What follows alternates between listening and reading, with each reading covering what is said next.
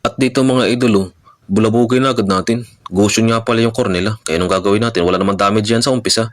Kunin na agad natin yung purple buff niya. Libre naman yan. Siyempre, alam ko naman nandun siya sa red buff.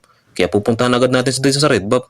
At dito nga, nandito siya. Kaso, lamang na lamang naman tayo dyan kasi napakuha na natin yung purple buff niya. At ito nga, babalik-balikan lang natin yan. At dito nga, akala ko nga kung anong mangyayari dito. Kaso nakita tayo kasi yung red buff niya, pinalo-palo tayo. Kaso nga lang nakuha niya ngayon red buff. Sabi ko sa kanya, gusto ko rin magka-red buff. Kaya sakto, akin na lang yan, uwi ka muna. At dito, nandito sa purple buff, siyempre lamang na tayo sa kanya ng damage. Kaya anong gagawin natin? Sabi ko, akin na muna yung purple buff mo. Pahinga ka muna. At dito, nakita ko, nandito naman siya sa red buff. Kaso nga lang, siyempre, malakas na yung damage natin. Sabi ko sa kanya, gusto ko akin lahat ng buff mo. Kaya uwi ka muna. Dito, nandito na naman siya. Kaso wala, kaya na natin burabugin yan. At dito, dumating yung Kagura, kaso sa kanya, pasensya ka na, hindi kita type. Uwi ka muna. At kung hindi ka pa nakapalo sa akin, ano pang hinihintay mo mga idolo? Baka naman, isa lang.